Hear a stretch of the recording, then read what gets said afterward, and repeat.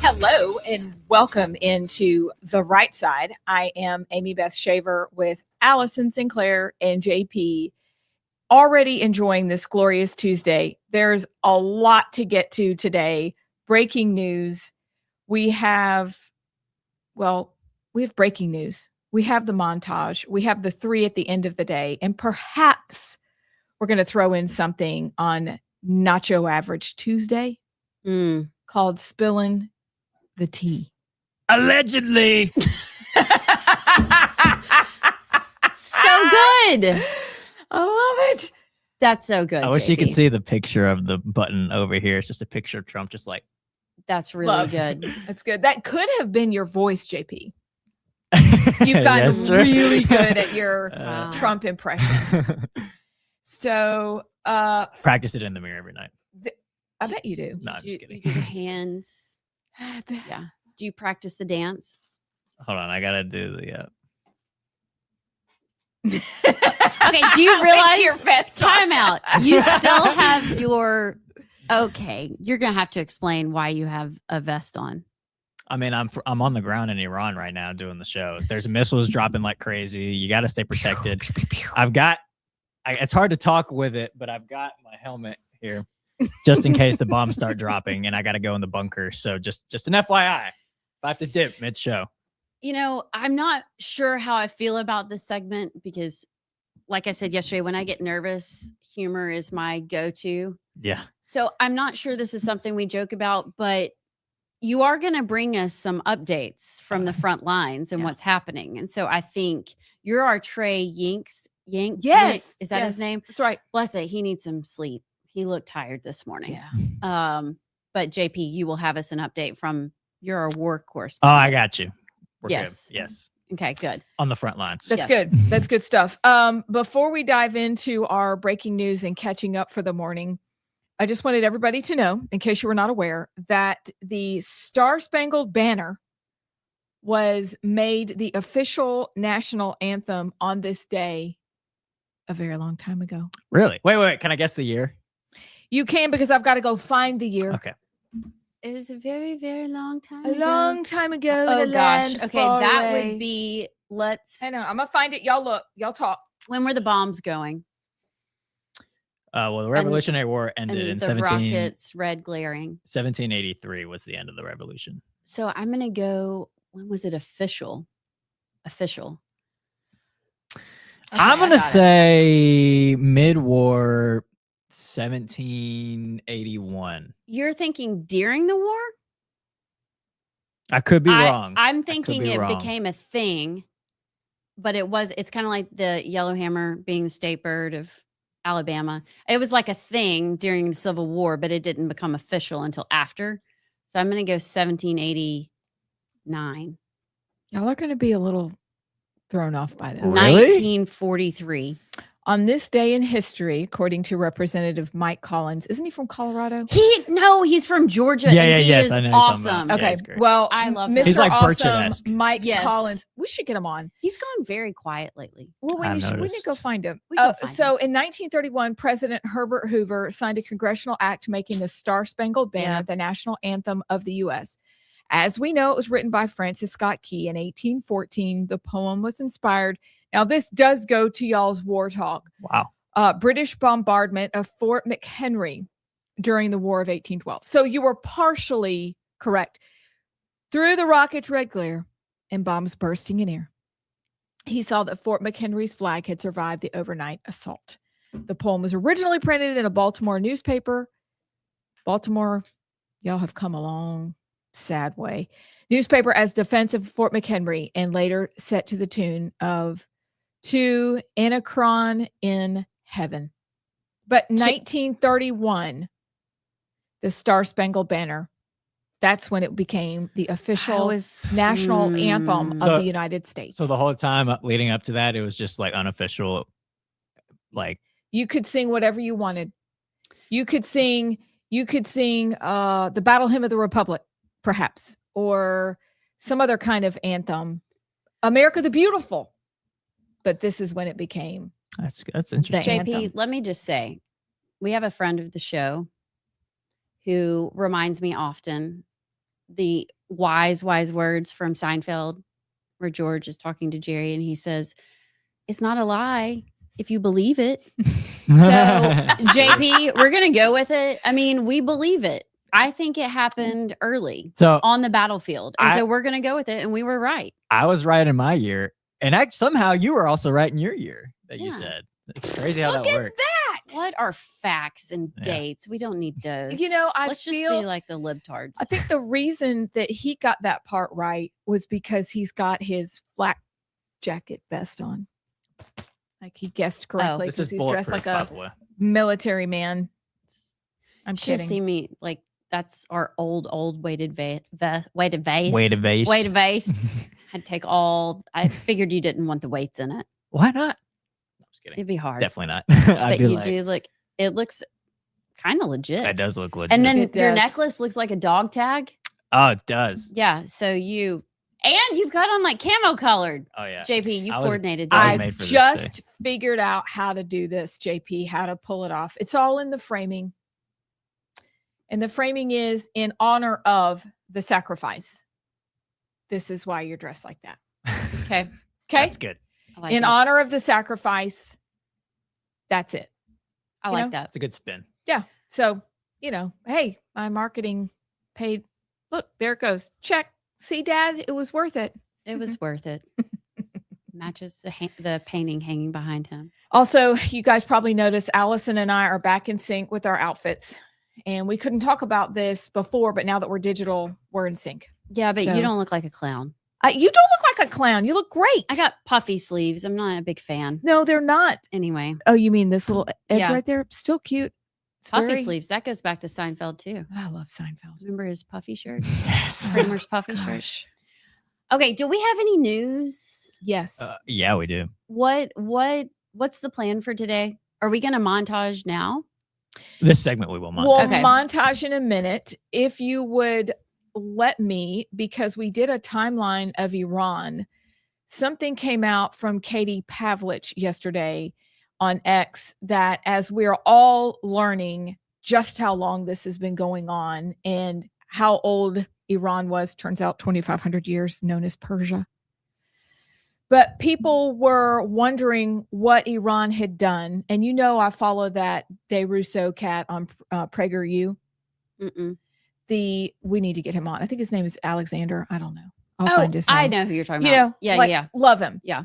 So he talked about the over 60 terror attacks that Iran, Hamas, ISIS, Boko Haram had all.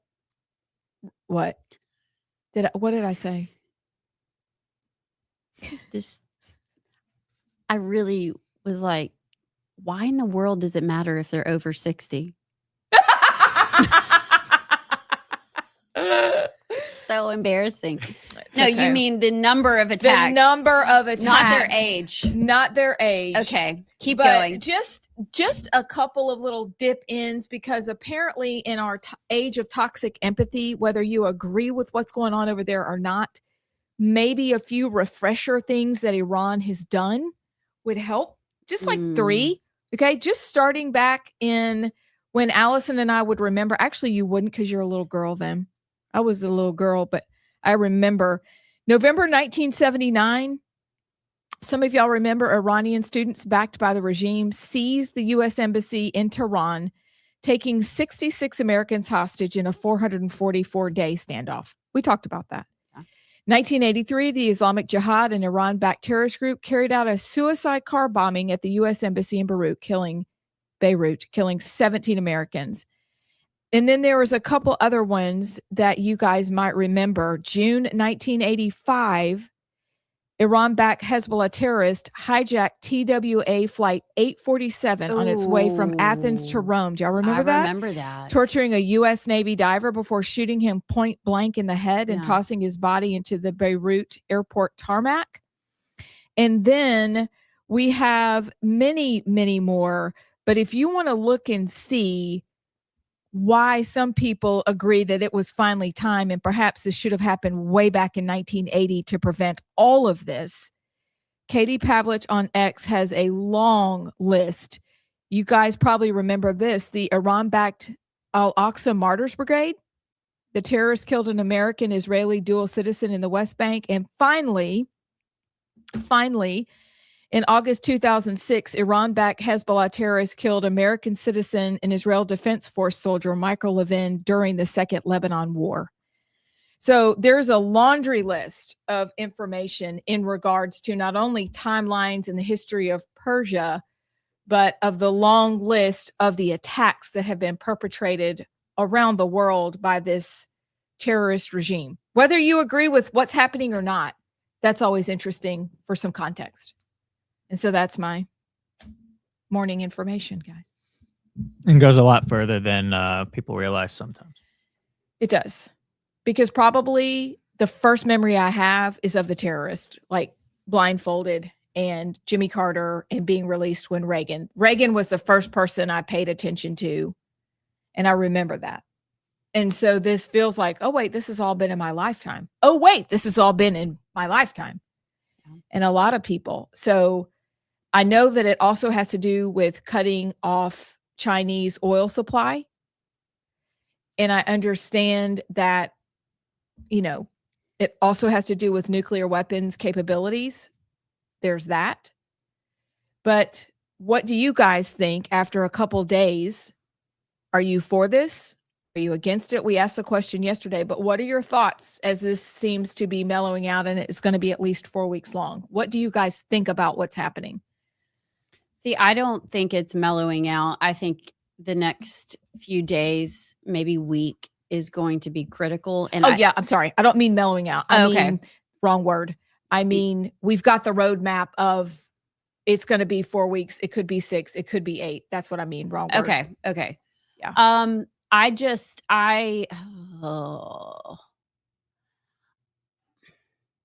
I am afraid we're in over our head just a little bit. I don't think, and y'all, I could be so wrong. I hope I am.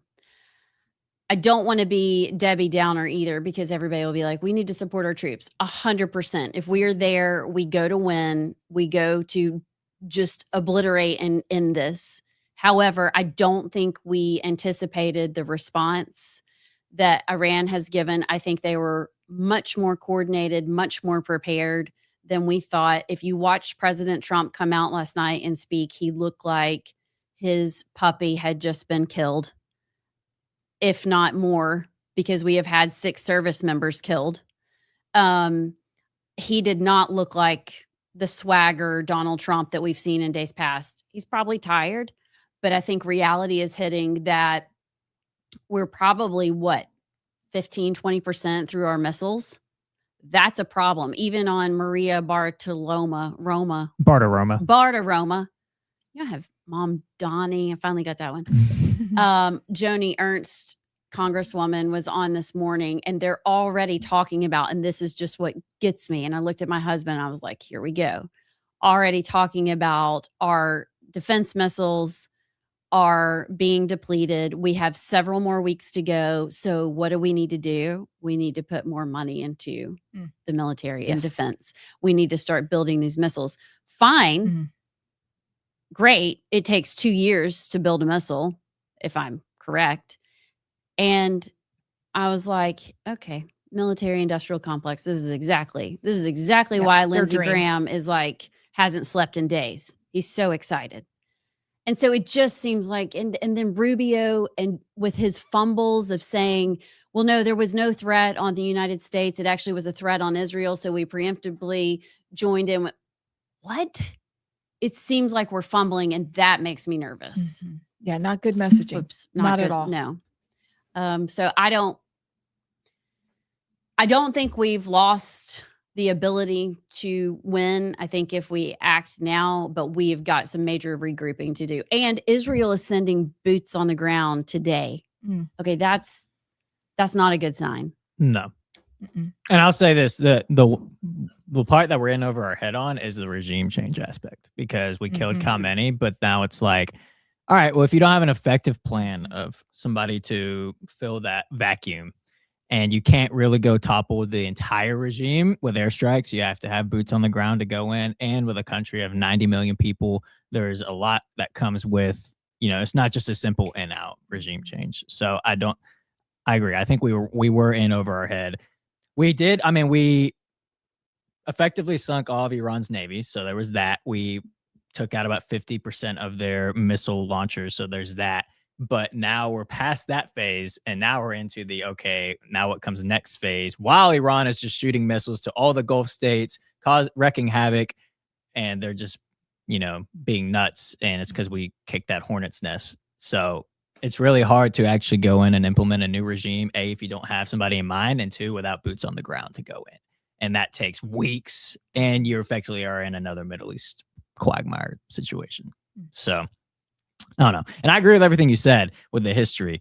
I just get annoyed when people use that as the sole reason to start this. Yeah. It's like, well, they've been doing this for years. It's like, okay, well, what does that have to do with, is this the best move right now? So, and I also think it points to both Democrats and Republicans' willingness to, I hate this phrase, filibuster for decades on what they should have done and didn't handle it in 1980 when the hostages were returned. They didn't do what they should have done. The same way you could look at immigration. They didn't do what should have been done there either. Good point.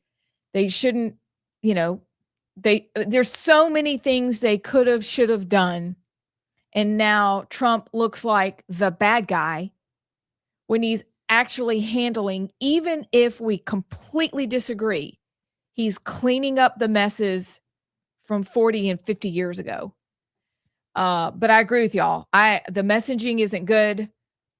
I don't understand what they think they're doing, because if they're not coming out with a unified message and they're fumbling on easy questions. Yeah. Or if you don't want to say, just say, I'm not privy to say that, versus fumbling and looking weak in the face of Iran, who will cut your throat. Look at what they've said about women in the past, what the Ayatollah said. They see people generally as animals to be disposed of and used for their ends. So we're dealing with that kind of mindset versus us. We're like, well, how little can we do? You've got to go all in on this. But that is what's terrifying, is we are going to have to go all in. And also to what you said, that builds up that war complex of neocons that really love this. They've been waiting for this. Yeah. That's disappointing. Let's see. We've seen press conferences. He came out the night it started, but do you think that Trump will or should address the nation soon? Yes. In another formal. I just don't know what he's going to say. I don't even think he knows. I don't think they know what they're doing right now. And I know some people, like to say the 4D chess, and they're not going to say, I genuinely think they are shocked by the response. And that I think right now they're scrambling. So until they get that in order, I don't think he should, or he's going to. I think it is a little concerning that he's not able to right now, and that he hasn't. We're essentially, they've Rubio talking yesterday about how the Wartime Powers Act, and that no president, Republican or Democrat, has ever paid attention to it. I know the House is, I think, going to vote on a resolution about it or something. I don't know. But we are at war. This is not a strategic strike. This is war. And he still hasn't even really, I just think that's unsettling. Agree. Here's the other aspect of it too, is a refugee crisis that could come from this. Which, do I have to say it? No. Yeah. So. Just like Afghanistan. Got to get him. And then, y'all, did you see the U.S. Embassy in Israel, what they put out? No, I did not. Basically told everybody, Americans over there, you're screwed. Sorry, we can't help you. Literally started giving them directions on how to walk down a road and cross into Jordan. And you're like, what? I mean, I need to pull it up, but what we have billions of dollars to send, $5 billion to send in refugee welfare overseas, but we can't get our Americans out of Israel. What? Yeah. Sad. It's just a mess. Our friend Steve Dace, wait, Yes. he's actually, I've never met him, but Someday we are. he seems like a friend because we listen to him. They were supposed to be in Israel this week They and they canceled, canceled their trip. Mm. Actually, isn't somebody from Birmingham that we Yes. know over there? Yes. Is it? I'm not going to say Yeah, her name. don't on say air, her name, but yes, there are. Yes, that's correct. Oh, Okay. way to go, JP, government. Yo, we have time. we do have time. How about Chat. How about that? Take it away. Time for news.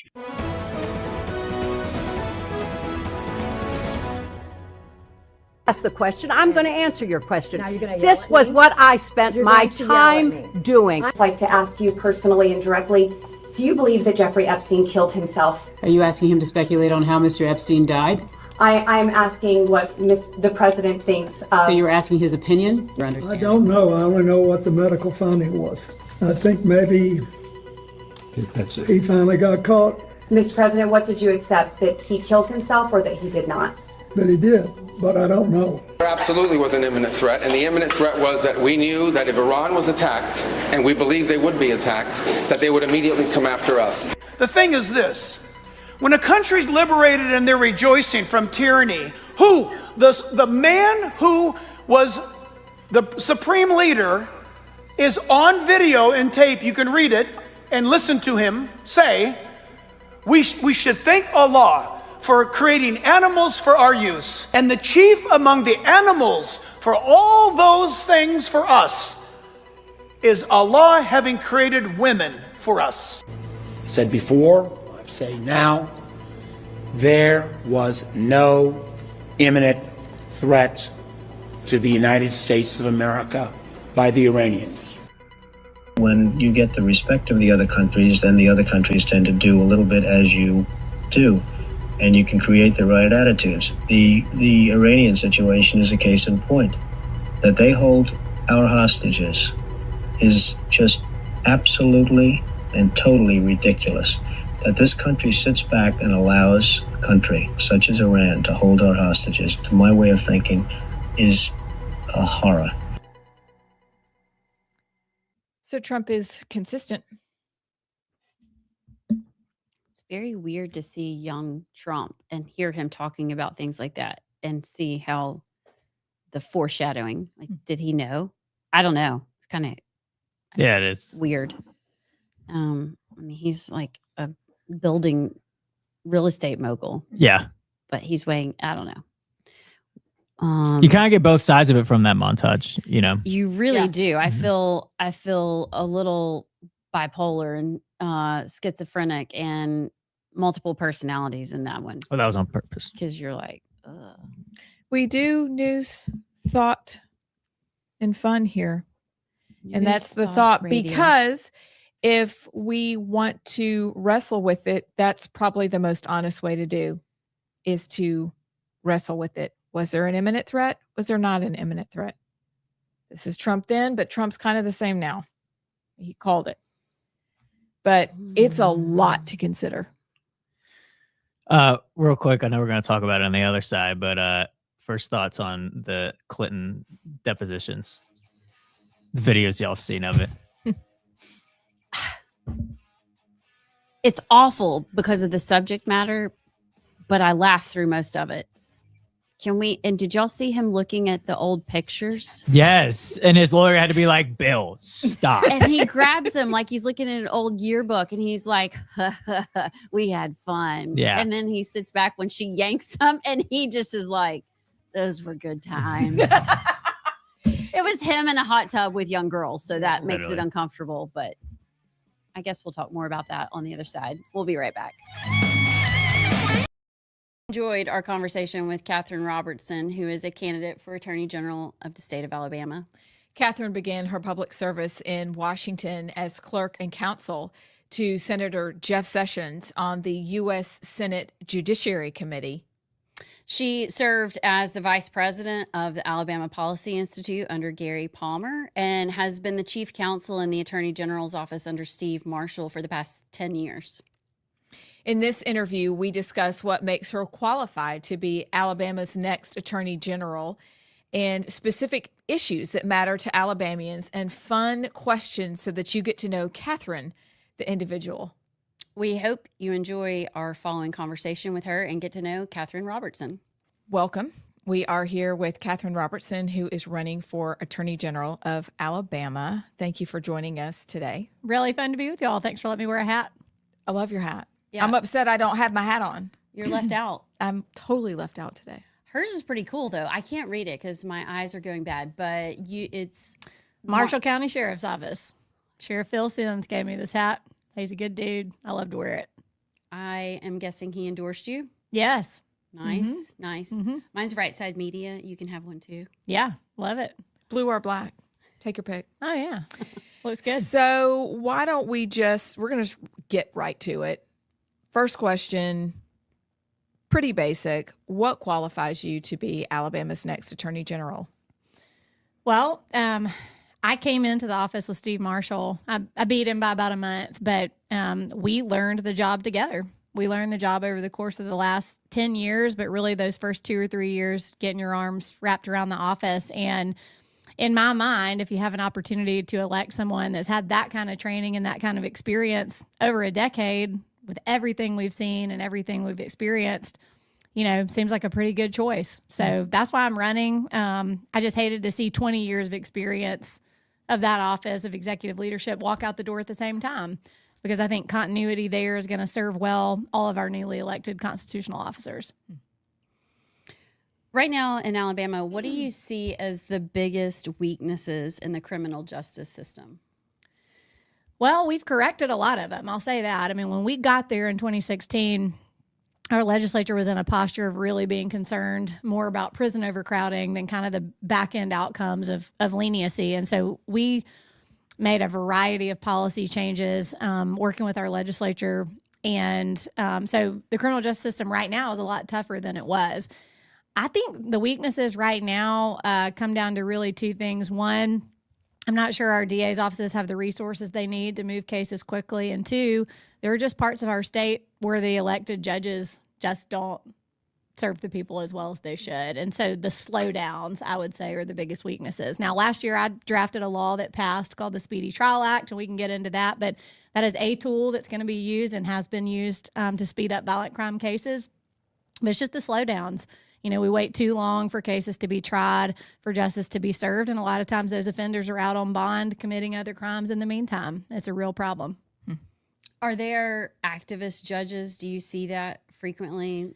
Judges in Alabama pushing their own agenda? Or do you just think this is purely a manpower kind of office flow? I think there are places in our state where the elected judges are Democrats and have a different philosophy, probably a more lenient philosophy. And you can get into a really deep debate about whether we should have elected judges or not. I think ultimately I think elected judges is a good thing, but once they're there and they're really lenient and people get mad, it's really difficult to recruit candidates to those races, and it's really hard for them to beat incumbents, and so you get a little stuck. But I don't know that it's activism as much as just a mindset of, I'm here to show grace or be lenient, and where you fall on that spectrum probably has a lot to do with your personal philosophy and ideology.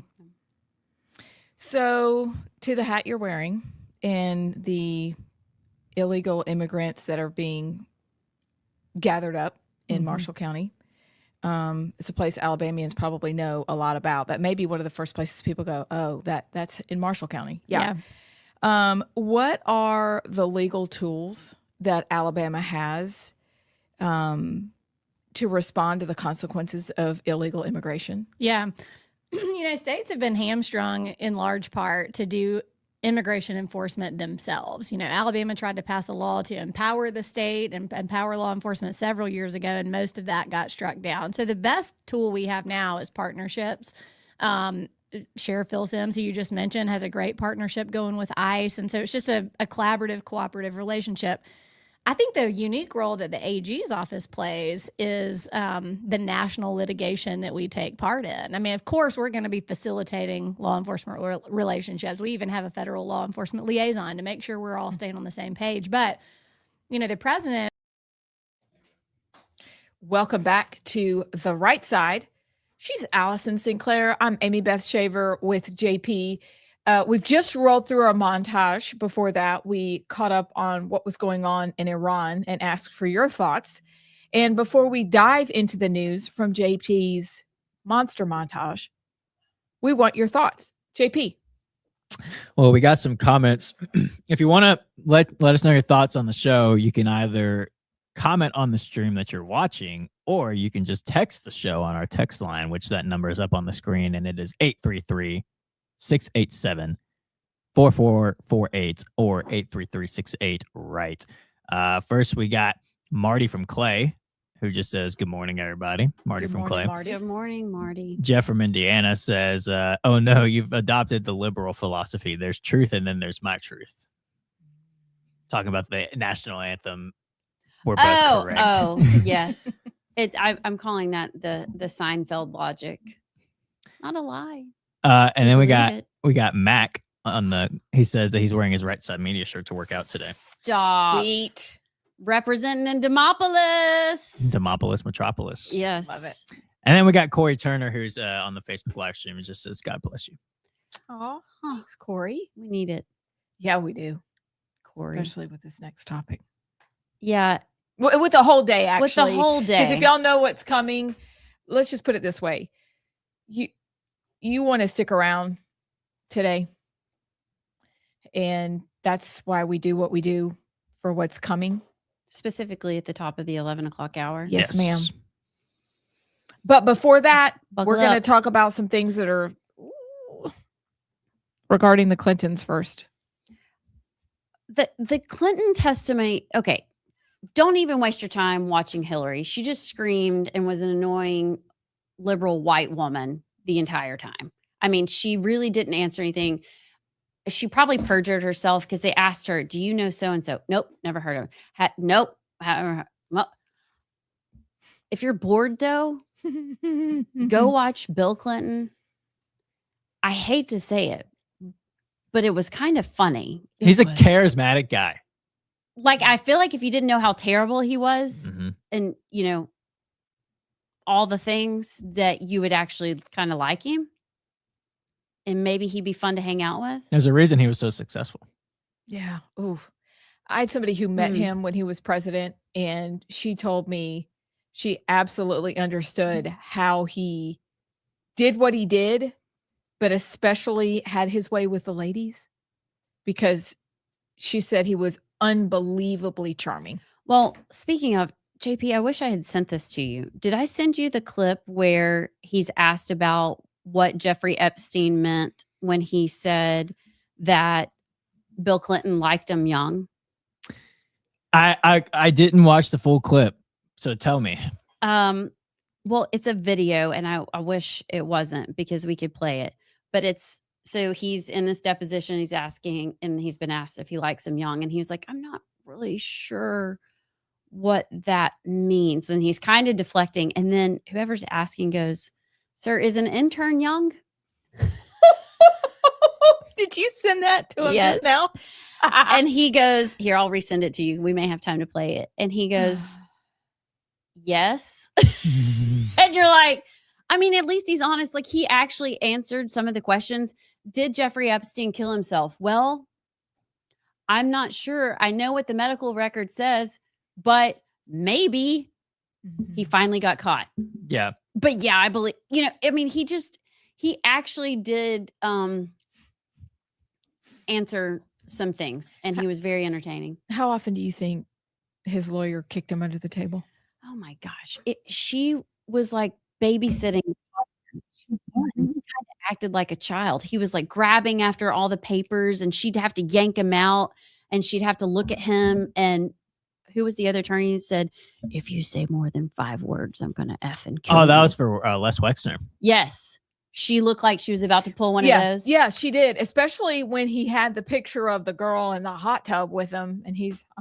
And she takes it away, and he yanks it back. Let me look at that one more time. It felt like moms with their kids in church. Mm-hmm. Like you got the spanking spoon, you got to pull it out. You know, like yes. get it together. Yes, and the look was not cutting it as a mom. You know that moment where you go, my glare is not cutting through to the heart of this sin right now, and you can't pinch him on the shoulders. Did you do the shoulder pinch? Occasionally. Yeah, I would try the eyeballs Mhm. to look, and then Mhm. you would try the shoulder pinch, and then you just like, ugh. Yeah. Yeah. And then none of it worked. That's where she was. She was kicking him under the table.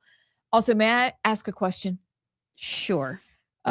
What's wrong with his voice? I don't know. JP, you could go on the road with your comedy routine. When he was asked, I thought that was such a Freudian slip when he was asked about Epstein, and he was like, I just assumed somebody got him. Yeah. It's like, who would want to get him, and who do you know that would get him? Yeah, like it wasn't me and my wife. I thought for once.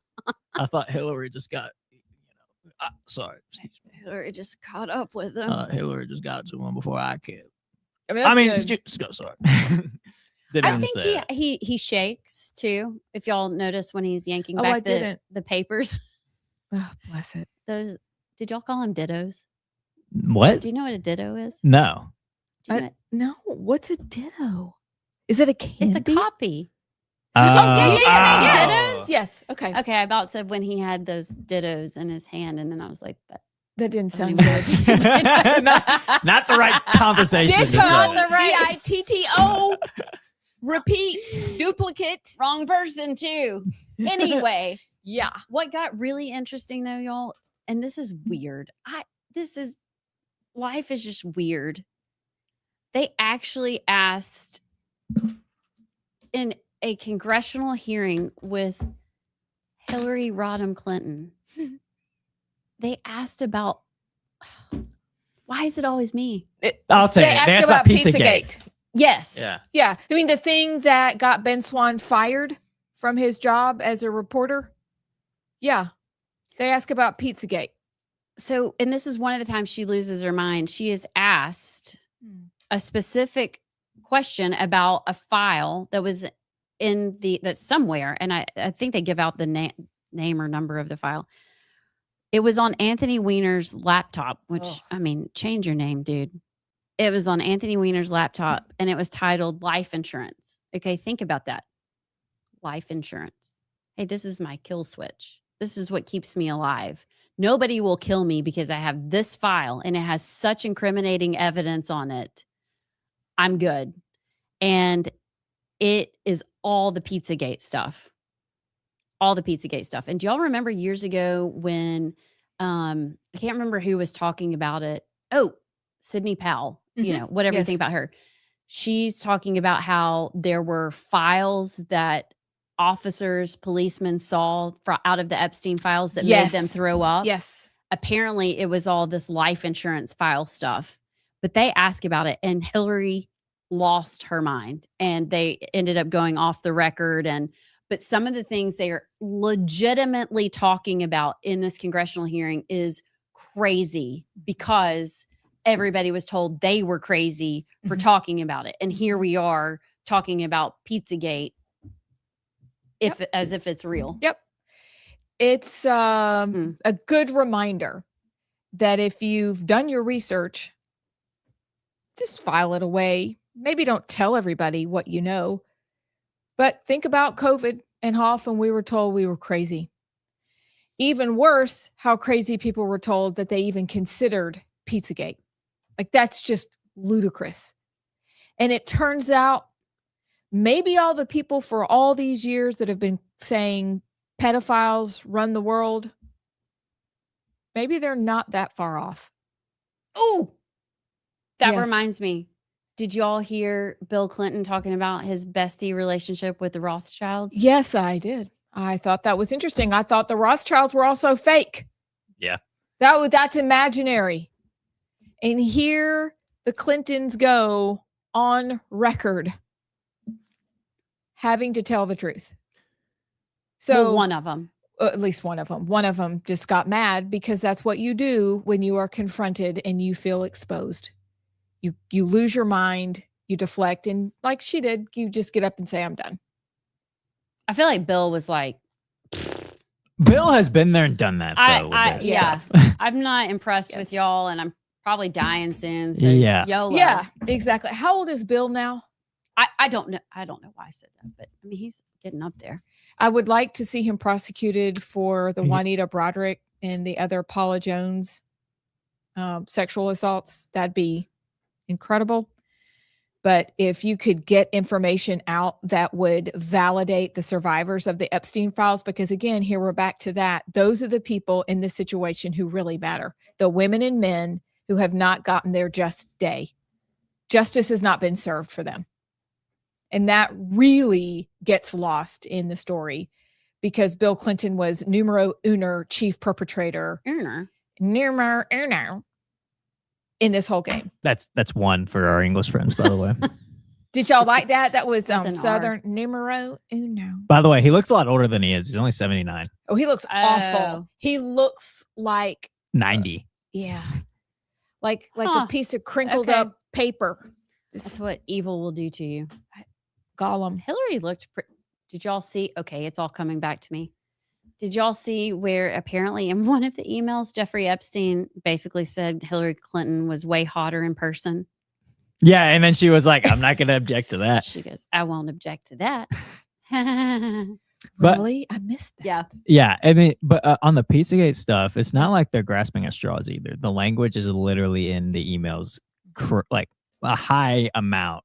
Grape soda, like all Cheese. to a T. So it's not unreasonable that they would at least ask, like, Yep. you know, it's not like they're pulling it out of thin air. It's literally in the emails, the exact language. Yep. I mean, even the New York Times or the Post did a story about how they used to think Pizzagate was just some crazy right winger, and they're like, oh shoot, they talk about pizza a lot in the Epstein files. Pretty sure they aren't like chefs or connoisseurs of Italian pizza. That's right. You think about, I don't even know what it was that we played from Bill Maher last week saying, oh yeah, we're sorry guys. Yeah. Where do we go for that? We were wrong. We're sorry. By the way, do we want to play the clip of Clinton being asked how young is too young? Yes. Oh wait, we don't have to worry about bad words anymore. No, we don't. Let's do it. Epstein cases that Epstein said, you quote, like them young. Why would Epstein say that about you? Are you asking his opinion? You're asking him to think about why Mr. Epstein would say Correct. something Why about would, him? why would Epstein say that So about she's the asking you president? to try to be in Mr. Epstein's mind and guess at what Mr. Epstein would have thought about. First of Clinton all, likes them young, referring to girls.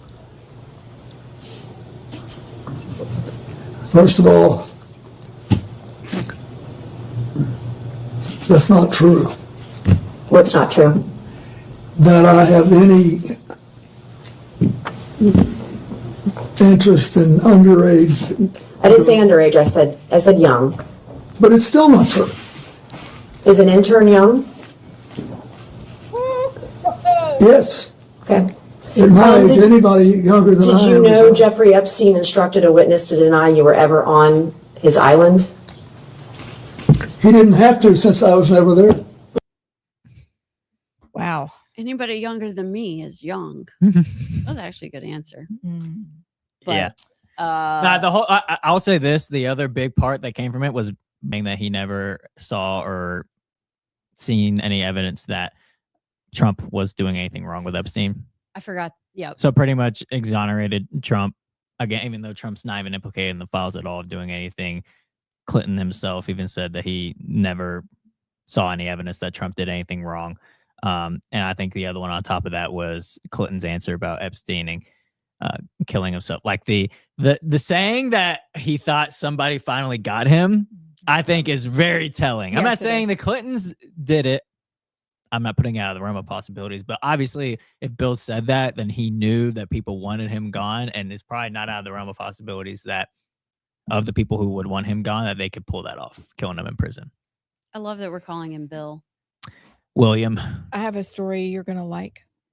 Well, I saved you this for do you. it instead of me. Okay, it's me. This is me This this is time. Amy Beth. This is AB this time. Yeah, it's not Allison. I saved this last night from guys. I've decided when we do have our legislative officials call in over time that the name of their hotline, even though we know whose phone they'll be calling, should be called the skiff.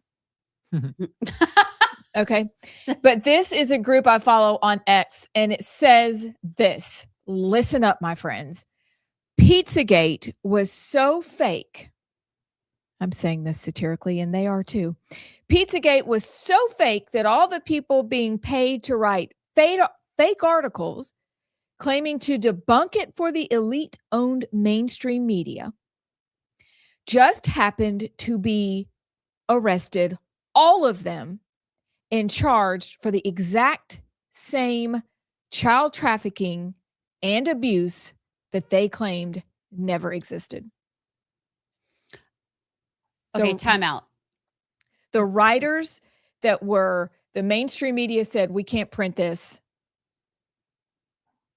But there are people who were paid to write fake articles back in the day, back in the day. I wasn't going to say it. I just called it on myself. I'm going to say this again because this is mind-boggling.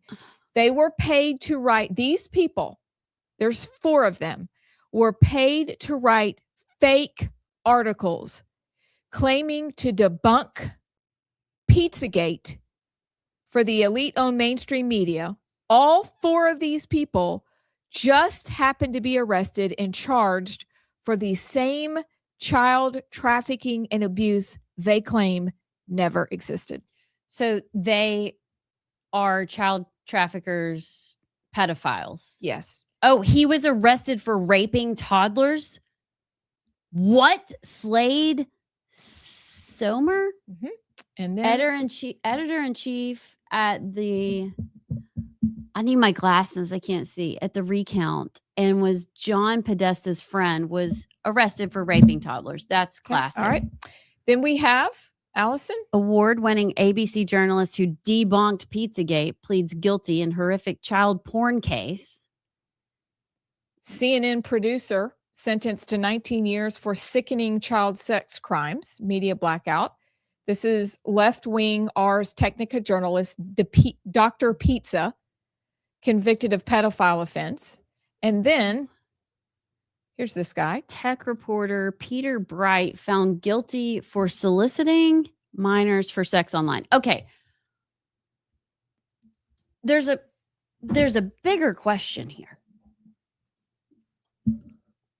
Has this always been so widespread and we just didn't know it because, we only had NBC News and ABC News and CBS and Tom Brokaw, that's all we had.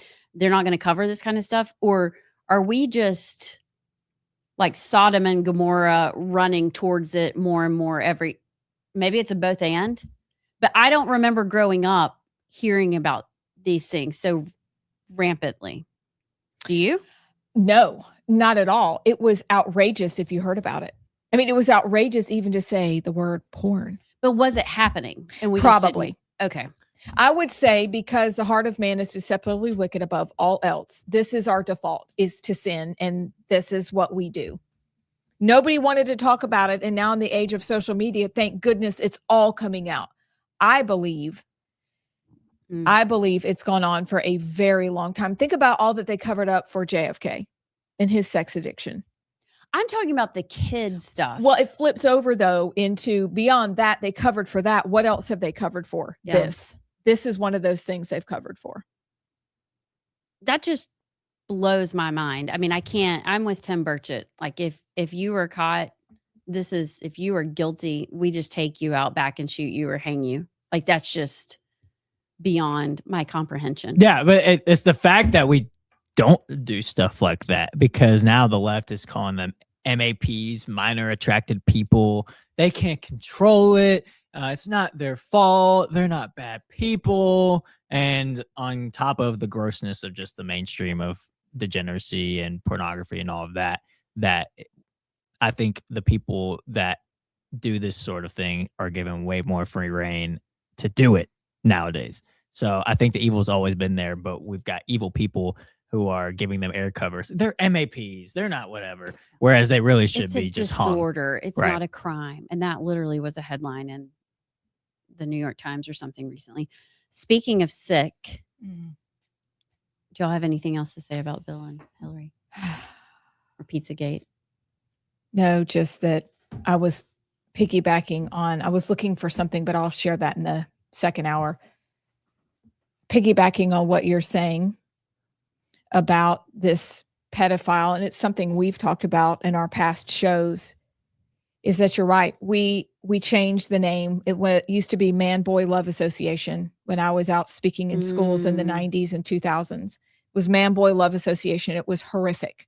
And you could you want to throw up when you said it. Now we've changed it to Minor Attracted Persons. Is it the WHO or the UN that changed the language that now lowered the age of consent? Now, I'm going to throw something in here that we'll talk about later, but then you throw in the proliferation of Islam and the agreement that 9-year-olds can be married and touched and whatever. And this is sick. What the Ayatollah said, you played part of that clip. It's sick. So you're getting to that. So you've got that going along, the proliferation of what they think is okay to do with women, young girls. And then you tack on the ultimate aim of the LGBTQIA community was always, used to be silent P, now it's pronounced. Pedophilia has always been the end game. So you've got a lot of things happening at one time. It's all evil. I don't like thinking about what comes after that. Oh, boy. What else was sick that you were going to mention? Did y'all know that they on Broadway? Do y'all know what I'm about to say? No. I think I'm going to be sad. They are, it's about to premiere the Luigi Mangione musical. Oh, of course. Come on. Really? No cap. No cap. That means no joking. Straight For all us up. old people. No cap. What kind of world do we live in? It's the New York Post. I hope it opens and closes in one day. Yep. Because it's such a failure, because no one comes to watch it. You're telling me somebody wrote a story about Luigi Mangione and it's going to be on Broadway. It's a ghoulish musical comedy immortalizing the alleged United Healthcare CEO gunman in a real life setting of the shocking assassination. Luigi the musical will take the stage at the Green Room 42 in Midtown West on June 15th. 20 minutes from where he allegedly gunned down United Healthcare CEO Brian Thompson. Can Brian Thompson's family sue them? Like, is there any grounds? I don't know. Well, the alleged is probably, it's like our allegedly. They threw in the allegedly to give them air cover. But, I mean, I don't know. This very well could be influencing the jury for his upcoming trial. Like, I'm sure, I don't know. There's got to be some sort of. It says this comedy provides a bold, campy, and unafraid take on the accused assassin's life in lockdown while on trial for the murder of the dad of two. It's marked as a tale of love, murder, and hash browns, referencing Mangione scarfing down the McDonald's menu. Sick. That's crazy. That's sick. Sick. It's real sick. Well, we got about 30 seconds before the music starts. Do we want to preview next segment real quick? Sure. JP. It's JP. JP, you preview.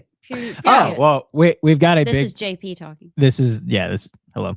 We got a big segment coming up next. We've got a big guest coming up that's going to be breaking a story that you'll want to stay tuned for on the other side. We're going to take a break here for about 5 minutes, but you do not want to miss this interview on the other side. So enjoy our interviews during the break. We'll be back. Has had a very difficult time getting his immigration plans and executive orders and all that into action because the blue states come rushing into court. And so one of the most important things we've done is to back him up and to say the states are harmed when the federal government doesn't do X, Y, and Z appropriately. And that's why we support the president. He has every right to do this, whether it was the travel ban from a few years back or the Remain in Mexico policy or the parole for immigrants. We have supported the Trump administration or fault the Biden administration in all of those spaces, which is something only the AG's office can do. What are the non-negotiables for election integrity in Alabama, and as far as what the Attorney General can control? Yeah. We obviously support all legislation that strengthens our elections. When we are inevitably sued, we defend those laws, to the furthest extent we can, and we've been very successful.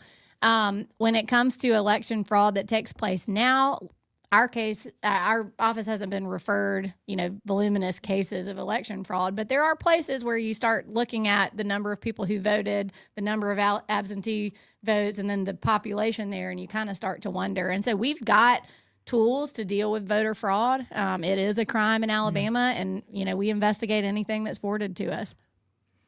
So, talking about elections, what safeguards do you see that need to be implemented or reinforced when it comes to elections? Yeah, I think my view on kind of the safety and security of our elections is that we do it pretty well. But I do think that Joe Lovern has a bill this session to deal with election audits and that kind of thing. I think you can always be improving. You can never be too careful. Thankfully, again, there are only a few hot spots in our state. Some of them are in the Black Belt where the numbers just don't seem right. But, the non-negotiables are, we don't do ballot harvesting. That's illegal here. We have voter ID. That's a total non-negotiable. And we have clean voter rolls, which I think we've made a big effort to do. The federal government sued us under Biden when Secretary of State tried to clean up our voter rolls. We fought that. So there are limitations on, how you accomplish these things. But I think it's something you've always got to be striving to improve. What do you think the Attorney General's role is in ensuring that our state government itself, the agencies and departments, are serving the people well, and how would you approach that part of the job? That's a really interesting question, because I think when you're out talking about the role of the AG's office, they either know us as the crime fighters or the, Trump supporting, state sovereignty fighters. Both of those things are true. But there's this big middle section of what we do in the AG's office that never makes any headlines, but that I believe, as a former state think tank girl, really is an important role to improving our state government. We represent every state agency and every department and every regulatory board. And that gives you access to information where you start to see, what are we doing over here? What are the trends over here? Why are you getting sued all the time? Why are you making life hard on these people? And it is a little bit of a stick. We don't run the agencies. We don't direct the cabinet members, but the role we play in representing these departments can sometimes expose, bad things that need to be corrected, or things that just aren't efficient or aren't aligned with Alabama values. And so that's a role that that I have, taken on personally. All of the agency councils report through me. And so we try to have a really good system to make sure that we're doing our part to keep our government honest. What does that look like if the reports come to you and there's trouble? Walk us through, when would somebody come to you, and then what steps happen from there? Yeah, so any legal document that's filed in court on behalf of the state of Alabama has Steve Marshall's name on it. But those people aren't all under our roof. They're housed in different agencies. And so obviously we want it to be a collaborative relationship. We try to all, work together and work on the same team. And when I see filings or complaints or suggestions to hire outside counsel, when those things come across my desk, my first reaction is not to be hostile towards it. But sometimes you start seeing trends that you don't like, whether it's spending too much money, whether it's taking positions that really don't seem that conservative or aligned with Alabama values, or maybe not taking seriously enough things that the legislature has put in place. And so, starts with a phone call, but we do have tools. We can remove attorneys from cases. We can superintend cases. If an agency files something and we didn't see it, we can go in and say, don't listen to them, listen to us. And it's a really, really important tool that we have that's really little known, but I think we do a lot of good in that space. I had no idea. I know we talked about it a little bit on a previous interview, but that's fascinating. Yeah, we had an issue a couple years ago. There was a regulatory board that it was the pharmacy board, regulated pharmacists. They've since had a change in leadership, so no shade on them. But They had filed a complaint against a particular pharmacy and a particular pharmacist. And when I looked at it, I was like, that's not right. I mean, that's real life. That's your livelihood. And so we went in and dismissed the complaint against the guy. It's an unusual role for the AG's office to play. The other interesting thing is that the AG by law can't really ever have a conflict, meaning conflicts don't exist. So there have been times where we've sued a state agency, even though the agency would normally be our client, just to try to get them into compliance with what we thought the law would be. We've done that on 2 occasions. Actually, I've actually taken the stand against a state agency before. It's really unusual, but it just shows that there's so many tools that the Attorney General has that if you don't care about getting the Welcome back to the Right Side. I'm Amy Beth Shaver with Allison Sinclair and JP. And now the moment we promised, we have a whistleblower with a story to break that we're going to share with y'all first. There is legal counsel, and we are so glad to speak to this person. Whistleblower, tell us about you. Hello, how are you? Yeah, we're doing well. How about yourselves? Well, we're doing well, and we're very grateful that you've joined us today. Well, thank you. Would you just start us off and tell us kind of the finer points of your story? Well, how far, I guess I need to know, have you discussed this on air? I was not listening before previously. No, we haven't said anything. Okay, great. Well, I went back to school later in life, and I was seeking a master's to teach history. And for 3 days, I was a student teacher at New Century Technology High School in Huntsville. And I, unfortunately, was let go of my placement due to a discussion. I shouldn't even say discussion, due to I had mentioned that I was concerned because of the fact that the students were allowed to walk out on that anti-ice walkout back on the 30th. And as a result, 2 teachers took it upon themselves to have a human resources style talking to, and they had told me, because of the comment that I had made about the walkout, they sent that to the principal, and I was denied any sort of due process. And at 5:30, Principal Heather White said not to come back to New Century High School. I asked for, and my advisor at the University of West Alabama had also said that I was unprofessional. And when I asked for documentation from Principal White, I was denied that right to look at the paperwork. I could also go. That's kind of the front end of the story. I can go into what I saw at New Century Technology High School, if you'd like. That'd be great. If you could walk us through that, that would be great. Sure. Okay. In Dr. Julie Johnson's room, as you go in, you'll see a pride flag, a City of Chicago flag, and the American flag, in that order. And there was also a gender unicorn. Now, I want to make something very clear. Vice Principal Chris Sims was in that room once, fist bumping and glad handing some of the students, and he could clearly see the gender unicorn and the pride flag. And I should also mention, I don't know if this is a clandestine library. I don't know, what the full story is.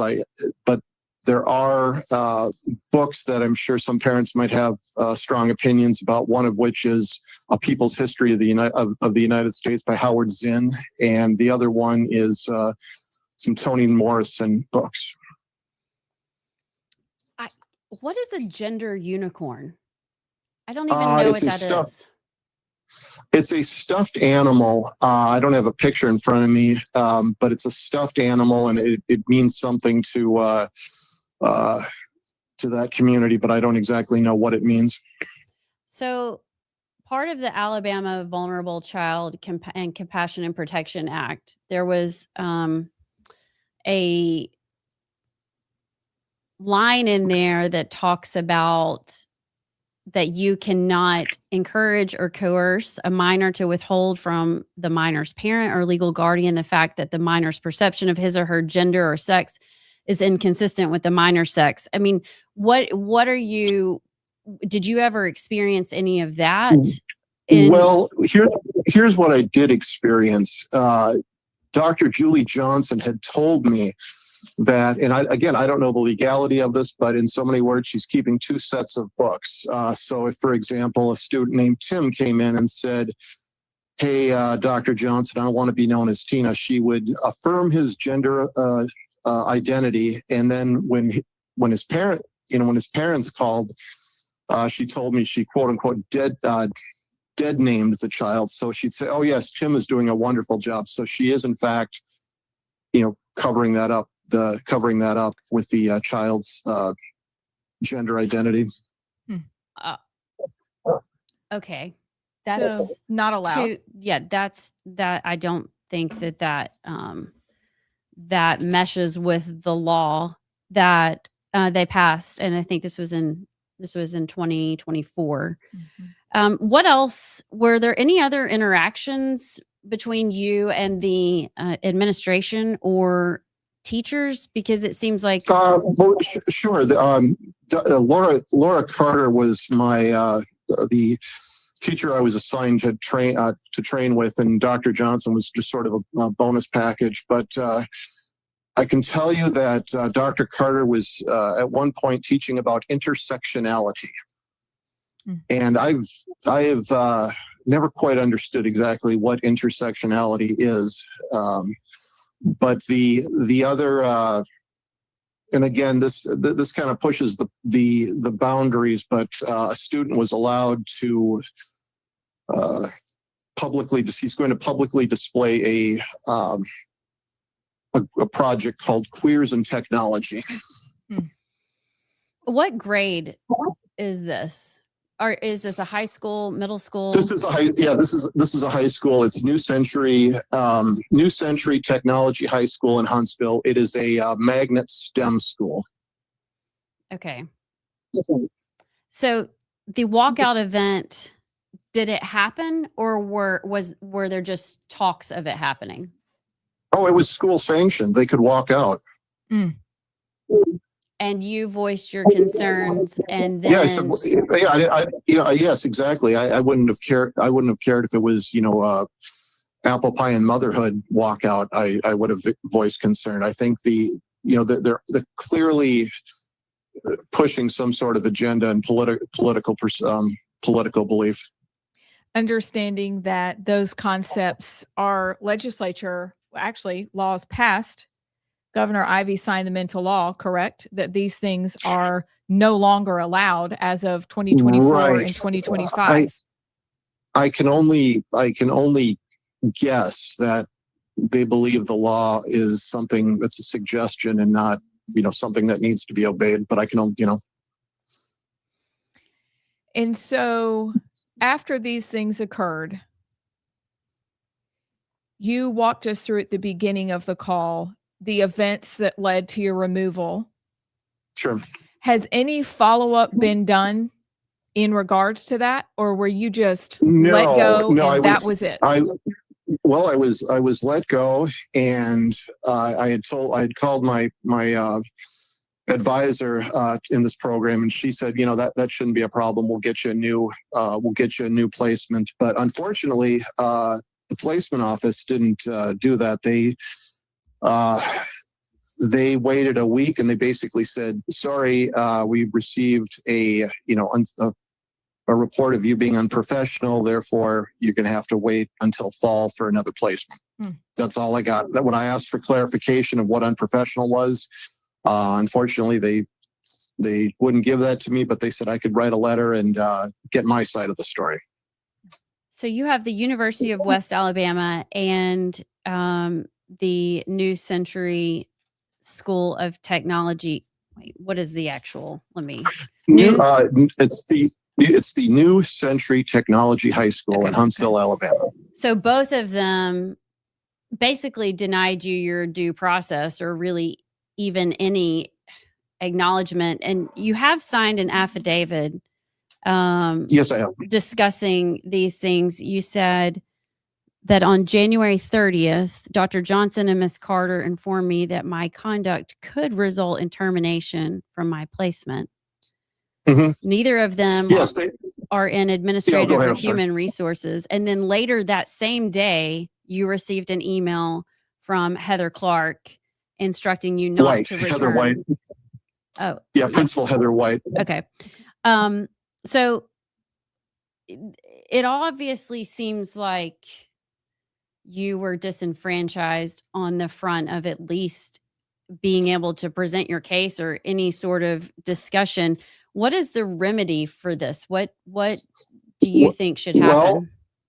Well, it's funny you should say that. I sent this to Senator Orr's office, and I really was under the impression that they were interested because they had told me that the senator they had actually printed out the information I had sent to him. I waited, 3 weeks, and Dalton Doyle, his aide, figuratively told me to go get my shine box, and that it was very upsetting. Is Senator or the senator for that district, or why did you contact his No, office? because he's the committee chairman, and I thought he'd like to know that information. For the education committee? Yes, exactly. Okay. And then then they kicked me over to Senator Butler's office, and the phone seems to not work over there. He never picked up or called me back. So you haven't gotten any response from No. Montgomery regarding this? No, but I want to say, if I can say thank you to a couple people. I'd like to thank Andrew Sorrell, and I'd also like to thank Senator Shelnut. Both these men stepped out of their way to help me, and I really appreciate that they've done that.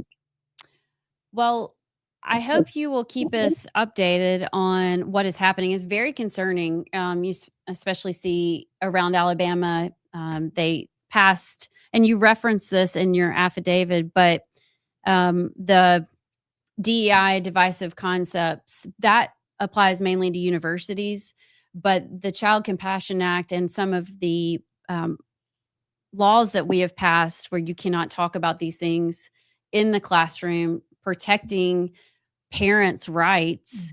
Clearly, Right. some of these things have been violated, and we'd like for you to keep us updated and Sure, hopefully and- you get some attention. Absolutely, and if I just want to make something very clear to the audience. I'm not out there looking for hits. I don't have any social media. I don't want attention. I hate to put WVNN, but if you want to reach me, I'm gonna have you direct you to go to WVNN. Jordan has graciously served as my attorney of record, but I may need further legal counsel. So if there are any lawyers listening that might be interested, please call WVNN and they can get a hold of me. Again, I'm hoping to right a wrong here, not just for my sake, but there's a lot of parents out in northern Alabama who have been gaslit. No, nothing's going on. Don't believe those crazy right wing wackos. They're all a bunch of religious nuts. It's going on. It's absolutely going on. And I don't, your fear is real. And I hope that by me stepping forward, something can be changed. Thank you for joining us today. Keep us posted and let us know. And thank you. I just want to say I reached out to a couple. You reached out to me before anyone else, and I really appreciate that. Well, this is kind of our wheelhouse and Yes. why Amy Beth and I are in this role that we are because of our kids, COVID, a lot of things that happened in public schools the past few years. So we appreciate you being willing to speak up. Yes. Thank you so much. Absolutely. Thank you. Have a good day. You too. Thank you. Well, Okay. isn't it funny when they say it just happens in Portland? It's not in Alabama. I mean, it's here. And when you read about stories that it happens at Auburn or it happens in Alabama, and we have been gaslit for years. And you're exactly right. That is why we are here, because we know we're right, because we've experienced it. We experienced knowing that there were, for example, litter boxes in some schools back when furries was a thing. And Birmingham area schools capitulated, some of them, not many, some, to allowing that to go on. This is going on. This is happening in Huntsville. I dare say it is not the only place that it is happening, that parents' rights are being blocked. They're still being treated as the Biden era parents are terrorists situation. And kids are not actually learning. Who gives a rip about queers and technology? Tell me about technology and how we can all use it to face the future. Help me and help my kids learn how to think, how to reason, how to make good judgments. That's what math is for, by the way, problem solving. Okay. And so that this is going on in Huntsville, and this person is the only one willing to say, I saw it with my own eyes. Y'all let us know in your children's school around the state and even in other states in the SEC region. Where is this happening? Because we know this is not the only place, and we know you're not the only ones being gaslit, but this is why this person's story is why we exist. Well, and it's escalating because now apparently you can be fired, let go without any explanation, without any documentation, or and for him, he's also in I didn't even put that part together. He is in a degree program, which now will be delayed by a semester because the school that he enrolled in is refusing to place him anywhere because he has what did they say? He was conduct insubordinate or something. Unprofessional. Yeah, unprofessional. Yeah. Okay. So that's crazy. And so he basically was let go for having an opinion and maybe voicing a concern, and it didn't meet the requirements of the leftist loonies that are running the show over there. And so they just let him go and alter his life. I mean, I hate to be dramatic, but he's an older gentleman who went back to school and now he has to wait a whole other semester. But go back. I mean, this is not just this is Oak Mountain High School 4 years ago where our kids went to school. We called it Stickergate. It was a whole thing. LGBTQ, the transgender flag, all this stuff, all over, stickers everywhere, all over the school for safe spaces. So every time my daughter walked into science class, she had to think about who was hooking up with who and what gender they were as everybody walked by. Why in the world are you even thinking about sexuality when you're going to science or math class? Mm-hmm. That same school, Oak Mountain High School, had in the counselor's office right outside the door, to where you didn't even have to speak to a counselor. You could go by, and it was printed off by the Magic City Acceptance Academy, which was the first charter school approved by the state of Alabama, paid for by your tax dollars, that pushes this gender ideology. But they put together a gender transition resource guide. And it told these high school students, again, you didn't even have to see the counselor to get it, how to change their name, where to go to get sex hormones, who to get counseling from, books you should read. I mean, and this is in Ruby Red, Shelby County. So it is everywhere. Mm-hmm. And I thought by now we would be past this. Like, aren't we tired of, but don't we know exhausting. It doesn't go anywhere good, but apparently people are now getting fired over it. It's really sad. I have to go back. You're 100% right, but I do have to go back because you're exactly right with the University of West Alabama. We're now dealing with a school that's probably more in compliant with DEI policies that were, they're supposed to be illegal. Mm-hmm. So we're not just dealing with the high school, we're also dealing with a university that's going to need to be dealt with as well. That's where it's not supposed to be happening anymore, and it is happening. In addition to what Allison said, you're right. We saw the guide at our kids' schools, and you're right. It was just right behind the door for anybody to go pick up and slip in their backpack. No big deal. It wasn't even behind. It was in the lobby of the waiting area of the counseling office. Which our counseling office was huge, by the way. Yeah, but I mean, at least have to talk to a counselor about it. Mm-hmm. I mean, what in the world? So Parents, pay attention. I am glad he came forward, but when they say it's not happening anymore because we passed the laws, it is. It is. It really is. Do you want to go ahead and take a break and regroup? Hey, it's up to you're y'all. Mr. Producer Man. We can, or I have another education story if you would. Oh, a cheerful wanna- education story. Let's go. Well, we got about 4 minutes left in the segment anyway, so we want to stretch it out. You make the call. Go ahead. Okay. We're going back to Huntsville and Madison. I didn't even think about that. So if y'all saw, AL.com put out a story claiming that Madison County and Huntsville schools are going to lose $100 million from the Choose Act. How are they going to lose $100 million? Well, they had a State of the Schools event in North Alabama where leaders, this is from the Alabama Policy Institute. They put out a press release. Leaders from Huntsville City, and Madison County schools sounded a familiar but mathematically creative alarm. They claimed that the Choose Act and school choice was going to cost them $100 million.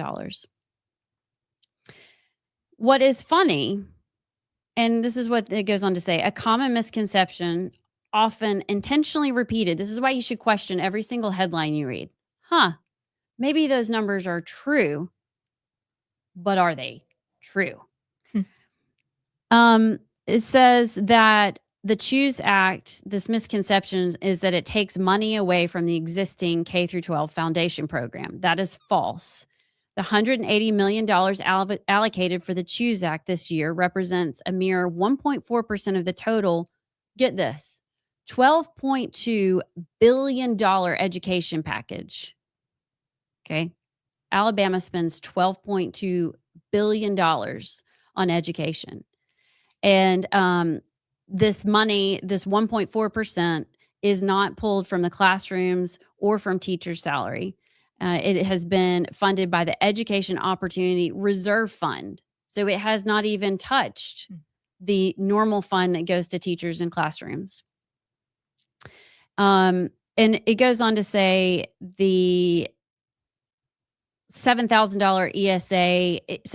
So when you enroll in school choice, you actually, the money comes out of a different fund. The school gets all of their local taxes as well. So none of the local taxes from any of those cities that they collect comes out. And they get to keep all that, even though those students aren't enrolled in the school. Does that make sense? So actually, in some ways, they're making money. Yes. Because you don't have to provide a teacher and overhead and books and lunch and all the things for these students that have pulled out, and you're still getting the funding. So Alabama's spending like 56% more on education than we did in 2016, just 10 years ago. And these city schools are complaining about parents having a choice. And I just think I saw that. I'm glad they put out the press release, because you read the AL.com article and you're like, oh my gosh, the education system's going to collapse. It's not. And if you can't run our education system off $12.2 billion, a 56% increase in the past 10 years, it's not a money problem. It's a you problem. It's a Montgomery problem. A Montgomery problem. That's what I'm trying to say. Montgomery problem. Montgomery problem, just like Lindsey Yes. Graham says. So don't fall for the headlines. School choice is good. It is not going to deplete the school system and the public education system. And you know what? At this point, if it does, I don't really care. Yeah. No. Yeah. I really don't. I mean, maybe burn the whole thing down, because what is coming out, we're getting better. But it's very frustrating when you see things like this new century technology that is still pushing this crap, and our tax funds pay for it. We're still getting with that, the foundational bedrock idea that our leaders to whom we send our money know better what to do with it than we do. And we're just the stupid parents that couldn't comprehend how to do anything. Rights? What parental rights do you have? Like that's a hideous ideology that smacks when you tell stories like that. Great. We'll be back. Y'all have heard us talk about Inspire Advisors, how Paul Breyer and his team at Inspire Advisors will help you grow your investment portfolio while also screening out companies that don't stand for conservative Christian principles. Paul and his team are experts on what they call biblically responsible investing. And for a limited time, they're hosting a free class that you can register for. Check out the class and register for free at moneypatternwealth.com. It's godly, it's conservative, and it's financial freedom. Again, go to Inspire Advisors at moneypatternwealth.com. Check them out and tell them you heard about them at Rightside Radio.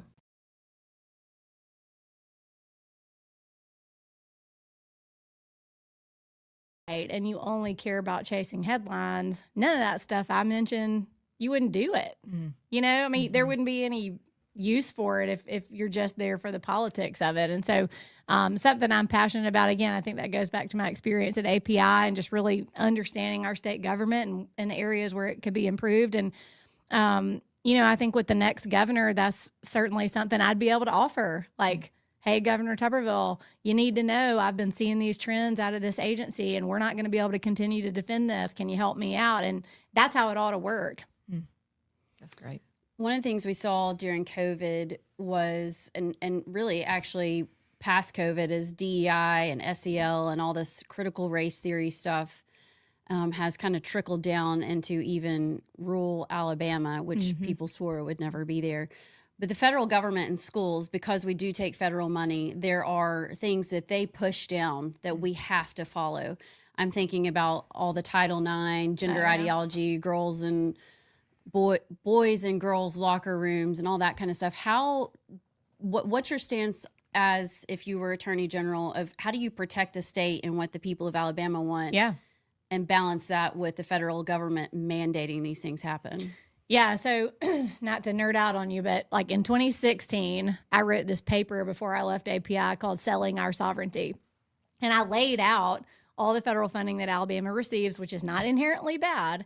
But I said, what if some administration comes in that's hostile to our values and starts using that as a way to shove things on us that we would never vote for in the ballot box? Well, they did, you know, and Biden learned that very early on. I mean, we had a situation one day where our Department of Agriculture called and they were like, we're going to lose our free school lunch program if we don't do this gender language stuff in all of our documents. And I was like, whoa. It was the bathrooms. You had to have, They threatened it through our WIC program, Women, Infant, and Children's, you know, supplemental nutrition program. They wanted that to be genderless school lunches, you know, and then needless to say, public schools generally. So there's two ways you have to approach those things. On the one hand, you're running into federal court and you're suing and you're trying to get it stopped. And we do that and we do it well. But the backside of that is somebody's got to be communicating with state agencies to say, look, we can't let you violate state law, but we also know your federal funding is at risk. Let's work through this and navigate this together. And that's a big part of the role I played. It's like we're over here litigating, and yes, we want to win. But I mean, you know, I was writing legal memos all the time, trying to give these agency heads and their general counsels advice on, you know, not forfeiting the money because, I mean, the program is partially paid for by the federal government, but here's how you can maneuver, here's how you can navigate it, and then sort of policing to make sure that the stuff wasn't being pushed through anyway. Again, that's kind of the inside baseball part of it, but there's a lot of aspects to this stuff. You don't just file the lawsuit. There's a lot of work to do within state government, and goodness knows during COVID, I mean, I was putting out memos once a day saying, you can't do this, you can't do this. You've got to adhere to state law, and we will try to help you work through the threats coming from the federal government. So is that what it means then, where sometimes people see the Attorney General's office as that last line of defense? Yeah, I mean, I think the Attorney General got that tagline as the Republican AGs, not all of them. Some of them aren't a good line of defense at all nationally if they're Democrats, but they got that because it was during Obamacare. If you remember, the state sovereignty was really threatened over a provision of Obamacare that was going to like force states to do Medicaid expansion and some other things. And for once, the United States Supreme Court said, okay, states are independent and separate sovereigns. Like, we've got to acknowledge that. And so that kind of became the tagline. And what it means can be on the national front. It can also mean in the state, even though people don't think about it that way as much. But it's kind of like when all else fails, Congress doesn't get things done very quickly. The president gets stymied at every turn. Who do you look to that can be it's and quickly rush in, to either promote something or defend something? And it really is the AGs usually working together, and it's pretty effective. What do you think is the most significant legal threat facing Alabama in the years to come? Not to beat a dead horse, but it's just a reclaiming of our state sovereignty. We really haven't made much progress. We've won some cases, so you solve the immediate issue, but large scale, have you heard Congress having a debate lately about how to return power to the states? We are going to keep having the same problems over and over and over again every time there's a Democrat in the White House. Every time. Because they look at Alabama as a deep red state, but it's a poor state that's heavily reliant on federal funding for federal programs, and they're going to jerk us around every time. That is the biggest threat, because every other thing that we work on, every girl sport, every, DEI, all that stuff. Welcome back to the Right Side. I am Amy Beth with Allison and JP. So it is 11:30, and that means it is time for the three. So we are, for my story, revisiting something we're all well aware of. However, the lady who started this organization, Simone Gold, started Frontline Doctors, has something to say about pediatricians. And I want to talk about it because we've talked about it before, but not in a while. So JP, do you mind playing that clip, please? Which clip, excuse me? It's the one I sent you a while ago that has, it says Frontline Doctors, Simone Gold. I probably sent it to you an hour. Oh, yes. Okay, Yeah. I got it. Yeah, you're right. All right. Thank you. Here we go. Launched Frontline Doctors, I was open to any doctor that could see the truth. I didn't care what kind of doctor you were. It turned out there was a very pronounced distribution of physicians who were attracted to Frontline Doctors, right? They did not include pediatricians. We got maybe 3 or 4 pediatricians across the nation that came to us. That's kind of unexpected, right? Like, I didn't really think there'd be a particular distribution one way or another. Turned out virtually no pediatricians. Well, when you dive into the economics of you have to comply with the childhood vaccine schedule to be able to, pay the rent. It's just impossible financially otherwise for the average pediatrician. So the few pediatricians we did have, I think we had about 4, all of them had independent income. 2 or 3 of them were entirely off insurance, and 1 of them took insurance and cash pay. But if you were on the insurance model and you were seeing a pediatrician, it was a guarantee that that pediatrician was not telling you the truth, either because they didn't know the truth, because they were deaf, dumb, and blind, because they were incentivized to be so, or they actually really didn't care about you, and they didn't care as long as they got their paycheck. This is very, very tragic. It's tragic. But if there's a practical piece of advice I can tell you is you don't go to any pediatrician who belongs to the AAP. They're the ones in favor of chopping off body parts of children. They're the ones in favor of all the COVID shots, even when you're 6 months old. This is where we are, and pediatrics was one of the worst. So we haven't visited that in a while. But when I saw the clip of Simone Gold, who did start Frontline Doctors during COVID, I found it very interesting because in years past, we've talked about the fully vaxxed clinics and the amount of bonus that a pediatrician would receive if a certain percentage of their clinic was fully vaxxed. And then I thought about my own family and the vaccines that were pushed on them during pregnancy. And as they have little children and they're saying, we're not going to do any of this, but very interesting. And also perhaps a cry to reform healthcare so that pediatricians do not have to depend solely on insurance model of payment. Perhaps you can do it a different way, but isn't that interesting that out of all the doctors that wanted to join Frontline during COVID, the ones who were least likely to join were the pediatricians? It's really sad. because it's our kids that suffer. And this whole medical industrial complex is really disgusting.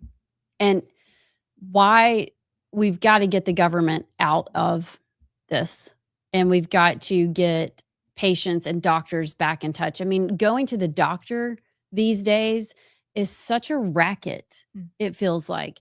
And I don't blame the doctors. They don't have the ability, the luxury to spend a lot of time with their patients. I mean, with all the fees and all the things you have to pay, if you don't get through the patients and churn them around, get them out, then you're not getting paid. And so we've really lost a lot of the personalness to medicine. And I think the population shows it. We're getting sicker by the day.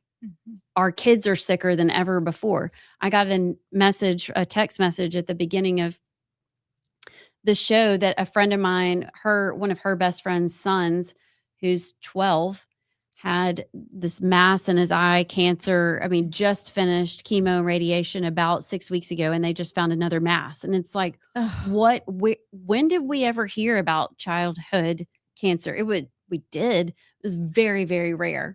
You look at colon cancer in and younger people. What is happening? Our food supply and our vaccines we are over treating. We don't even take time to get to know patients anymore and really dig into lifestyle factors, genetic factors, things we can do naturally. And we're all literally dying because of this system that they have put in place. And throwing in there the big healthcare, big hospital, big pharma, and certainly the people who never get reformed, big insurance, who are the ones that set the prices. It didn't used to be this way in the 80s. It was fee for service. But big insurance came in and they've set this up and people have gone along with it. And that is a huge part of the reason why they can come in to specialists every couple of years and go, we've decided we're going to cut you. And fight doctors on wanting to do procedures or getting MRIs, doing basic things. I don't know if you're following a couple of the surgeons that are online right now talking about people that are under anesthesia. And then they're going, well, we're not going to cover that surgery. You need to defend it while they're on the table. This is out of control. In my opinion, the first thing that needs to be reformed is big insurance. How do you do that? You have to come up with different ways of paying doctors, like cash. You can do private savings account, health savings account, where you give a person at the beginning of the year the amount of money that they would have used for insurance, give it to them, put it on a health insurance card, say $5,000 like Ben Carson used to recommend, and let them go get whatever they want, however they want, for this set amount of money. Who's that? Who funds that? So is that the government? Is that it depends. Your health? Okay. It depends. Right now, you can't cross state lines to get insurance. So there's a monopoly on where you can get your insurance. There's a monopoly on what doctors you can see if they're out of network. Big insurance is in desperate need of reform. They are in control right now, and they should not be, but they are, because that's where the money is. And so if you go cash only, well, you may be a dermatologist, or you may be an orthopedic surgeon, or you might be a plastic surgeon that are known for taking cash versus everybody else who takes insurance. So there's got to be other ways of doing it. And then you can put out on the socials how your doctor performs. Rank them as, this doctor is a 5-star, and here's why.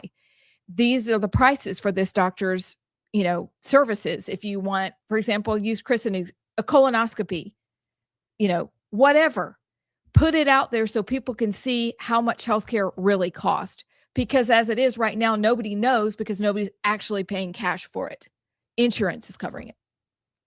So it's just something's got to change. Because something's got to change. If the insurance companies are making decisions on the vaccine schedule, basically for our kids, that's a problem.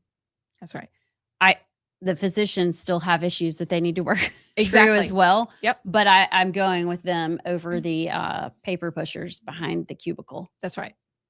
Every day. Every day. It's kind of scary. JP, My turn. Yeah, I'm still contemplating on my story. Okay, well, I'm gonna I mean, this is a clip that was in the montage that we didn't quite get to go into, but I have a little bit of a rant on it. It's Marco Rubio's comments. Buckle up. Oh, About why we decided to strike Iran when we did. This is Marco Rubio last night talking to reporters about this. The second question that's been asked is, why now? Well, there's two reasons why now.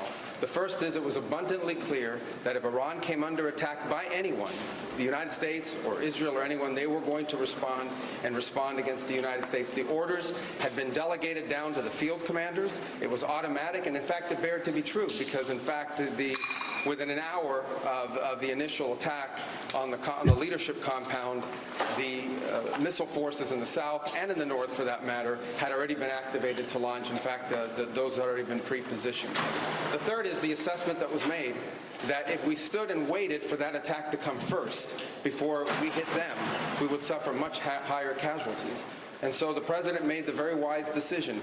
We knew that there was going to be an Israeli action. We knew that that would precipitate an attack against American forces. And we knew that if we didn't preemptively go after them before they launched those attacks, we would suffer higher casualties and perhaps even higher those killed. And then we would all be here answering questions about why we knew that and didn't act. Going back. What were you giggling at, by the way?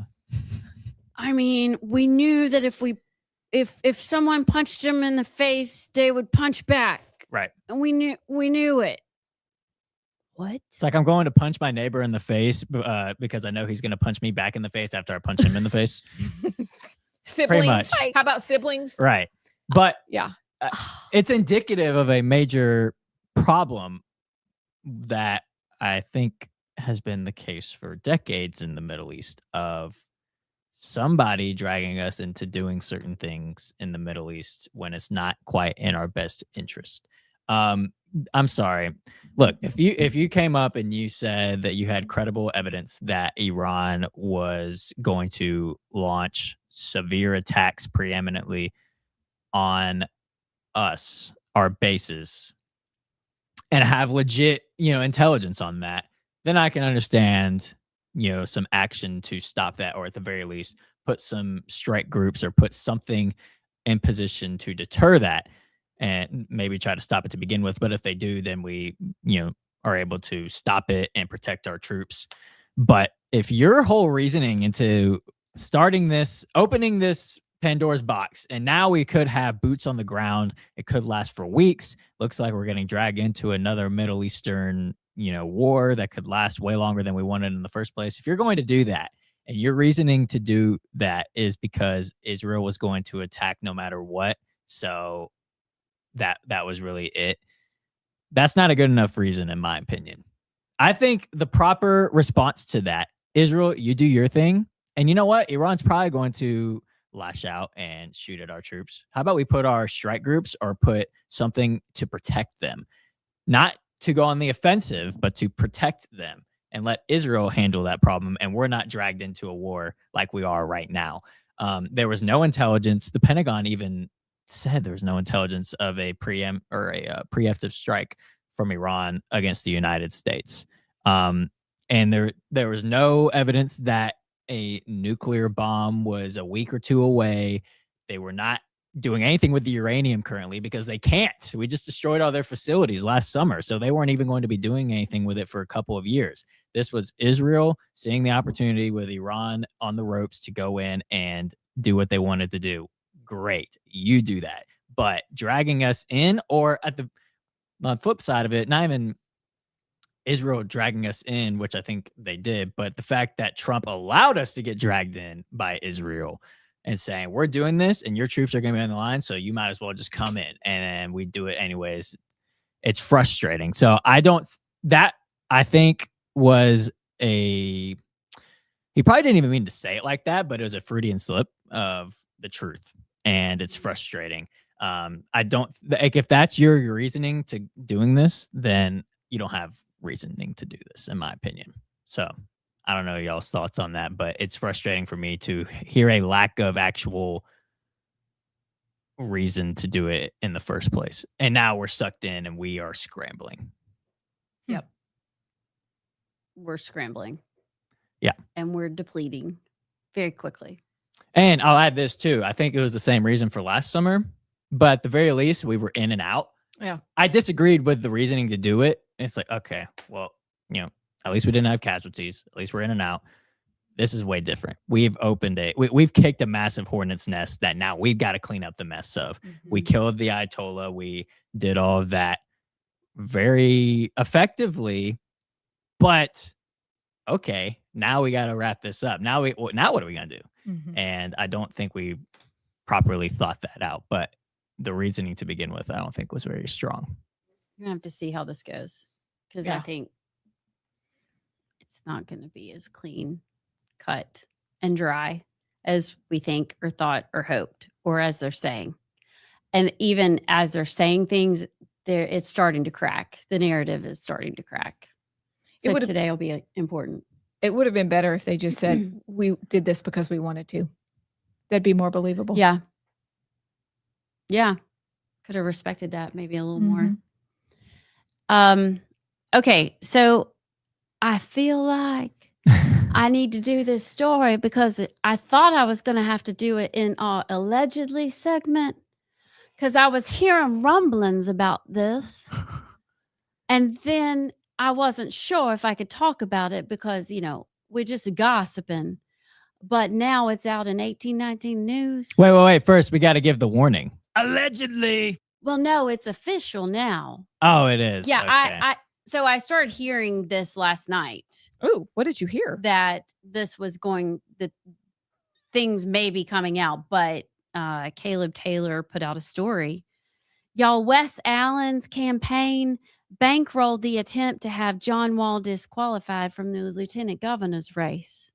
And so I had heard that was true, or maybe on the way to being true last night. And this morning I woke up and it's true. So apparently Wes Allen paid the Agricola, what a name, law firm, $20,000 on January 26th to draft this ballot challenge that they used for the GOP ballot challenge for John Wall. And the former state rep, Gil Isbell, is the one that filed the ballot challenge on January 30th. Isbell confirmed to 1819 News on Monday that the Allen campaign bankrolled Wall's challenge. Isbell said this was a joint effort of seeking the truth. Now, it was unsuccessful in its premise. John Wall is still on the ballot. But what do y'all think about a campaign paying $20,000 to bankroll another candidate's demise? Yeah. Number one, I am not surprised. Number two, you must really want to, allegedly, you must really want to win that office. You really, really, really want to win. And number three, back to number one, I'm not surprised. Well, it's not illegal. Like, what he did is not illegal. So that's not even in the question. It comes down to there are a lot of things that aren't illegal but are unsavory and that don't look great.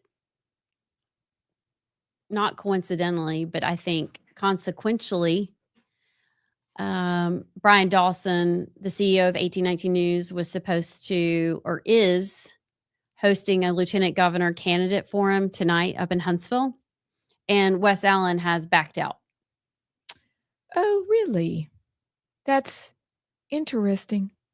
So, as the world turns in Alabama, we have a little dust up happening. But, this race from the beginning, from when we hosted all lieutenant governor forum, and that Dean Odle brought a hatchet on stage, we knew this was going to be dramatic.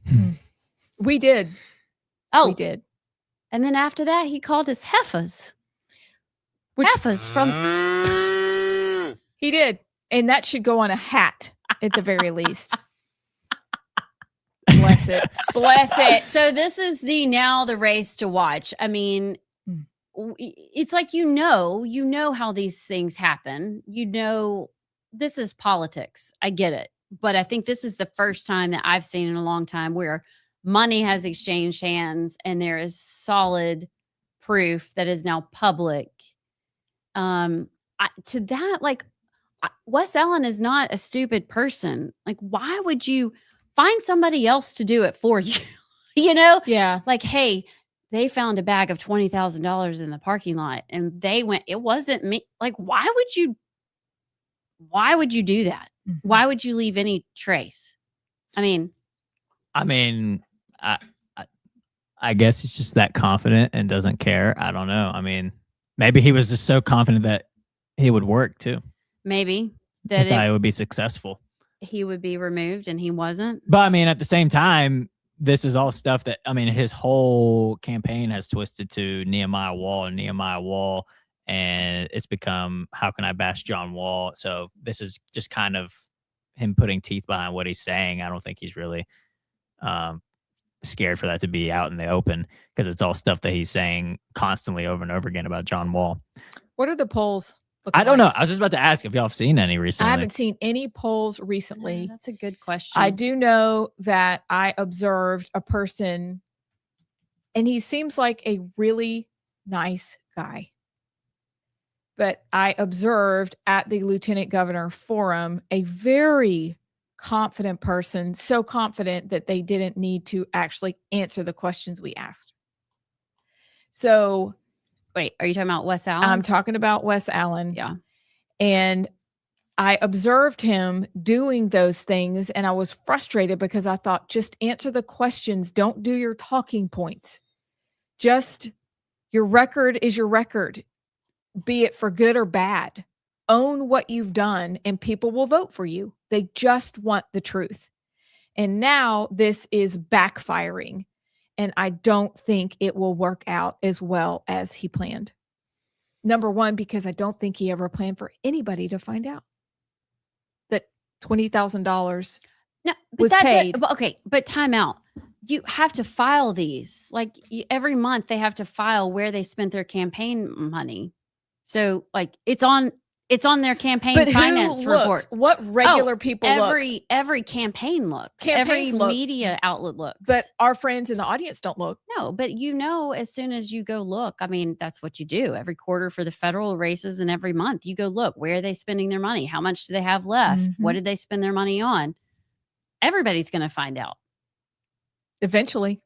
By the way, there has not been a poll that I'm seeing since John Wall entered the race. However, I think it's fair to say he's the front runner. Am I correct in assuming that? Probably. Yeah. Especially with he was. I don't know anymore. With a Trump endorsement, especially. Okay. I've really enjoyed today, and we've covered lots of news, but I'm tired. Can we do something fun? Yes. Do we want to do? Because how long do we have? Like 2 minutes? No. Remember, we stretched the last one out to noon. We go till noon? Mm-hmm. Yeah. I did this yesterday. Yes. Yeah. All right. Let me pull up some fun Never Have I Ever, if you would like. Well, while we wait, I have one more bad news story. What's that? Did y'all know gas prices jumped 11 cents just last night? That's not great. That's not surprising.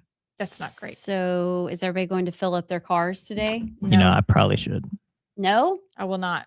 Why? I hate going to the gas station. Well, you're going to have to. I go when I have about 7 miles left. Why do you hate going to the gas station? Because it just takes time. Who has time to get gas? Abs. What? That it's going to, like, the oil isn't going to be flowing anymore any faster anytime soon. So are you saying not only should I fill up, but I should get a couple of those old aluminum or tin metal gas? They don't make metal anymore. Actually, we have the big red ones in my garage that are highly organized by my husband. Yeah. I saw that this morning. Should I fill those up? Probably, yeah. I just was having a flashback to my dad having one of those, like, shell, that was really loud and it clanged when you set it down. Now we have the plastic ones that the spout doesn't bend. Mm-mm. It's And so now you just spill gas everywhere. Are yours red? We have a Well, bunch of red ones lined up beautifully in our reorganized garage. I think you should get some bread and milk while you're at it too. I think I'm gonna go to the gas station and fill up, and then while I'm there, I may just get like a Monster or something. I think you should get a Monster. Okay, I gotta tell you this JP. story. I did this yesterday, but it was after I almost got in a really bad wreck. Like I was bracing for impact. It's not funny. I was going through an intersection and somebody was not paying attention and just decided to come on through at full speed as I was going through and like would have drilled my door if I didn't swerve and get off. So after that, my heart was like beating for like, and I was like, you know what? You know, when something like that happens, you need to kind of pull over and regroup for a sec. Yes. I pulled over into a gas station. Like, okay, I just need to take a breath and process what just happened. And I get, and I'm like, you know what? While I'm here, I think I need a Monster after that. Of course you do. So because my adrenaline and heart rate isn't up high enough. So I walk in, but I'm glad I did it because the Middle Eastern gas station worker was like, "Hello, my friend. How are you doing today?" And I was like, "You needed you that." know what? And does he know you? No. He was just being nice. And I put my Monster over here. It was like, "Good choice, my friend. Good choice. And have a good day, brother." He's like, okay. You know, I'm good. Which one did you go to? Did you go to the one near where you live now, or did you go to the one around here? It's on 119, so right after you go under the overpass of which is where that wreck almost happened. Oh, right there at right. Yeah. Okay. That I know exactly. It's a green. I can't remember. It's a BP or the Okay. Happy. Okay, well that's good to keep in mind. So when we need gas, I may be over that way tomorrow. I'll go there. Were you in the front of the stoplight line? Like, you know, always to look both ways before you actually So what go. happened was I turned right at the light to go under the overpass, and somebody was in the lane to turn to go onto the interstate. Yeah. And I was going through the intersection, and he just came on and didn't wait for me to pass and just turned onto so he should have been yielding to me. Because I'm going through the intersection. He's turning left to go up the ramp onto the interstate. Okay, I see what you're saying. And he didn't even he just came on. Okay. And as I was going through, just like whipped on. And I was like, there was like half a second. I was like, I'm going to be in the hospital first day on Yellowhammer. I was like bracing. Bless.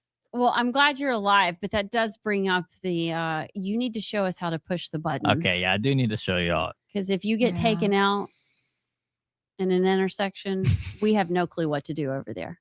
Yeah. JP, come on, man. I know we're boomers basically. So you're going to have to like video Y'all can do it. And then write it down. There's a producer checklist over here somewhere.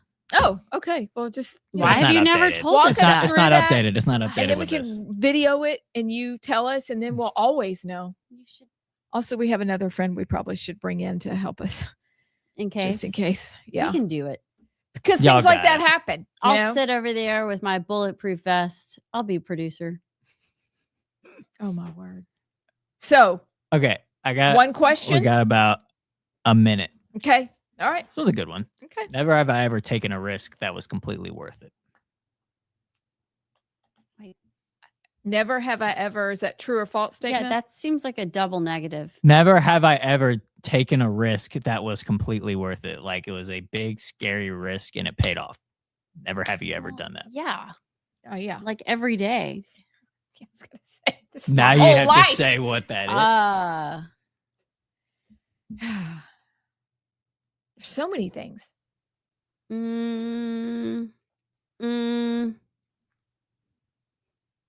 So many things. What's yours? What do you say? Many things. Dropping out of college. Okay. Oh. Okay. Running for office. Oh, that's good. But you even can look at our marriage, motherhood, our job now. I mean, there's so many areas of life. Having kids, adopting kids, getting married. I mean, it's all a risk. It's one big scary risk after the other, but you do it and you go all in, and in the end you go, Worked. There you go. Would you do it again? Yes. You would? I would definitely do it again, yeah. Yeah. Because I would be thousands in debt and just now coming out of college like a couple months ago. No. And you wouldn't know us. Yeah, we're fun. You wouldn't be here today. No. That'd be awful. That Your would life suck. would be so boring. It would be awful. Gosh, you probably would be behind a desk in a corner in a little cubicle with lots of buttons. Oh, my word. Can you imagine? That just doesn't suit you. Well, that's kind of where he is. That's why I thought it was funny. But at least we're fun and you have us. So, y'all, thank you for joining us today. We will see you tomorrow on the right side.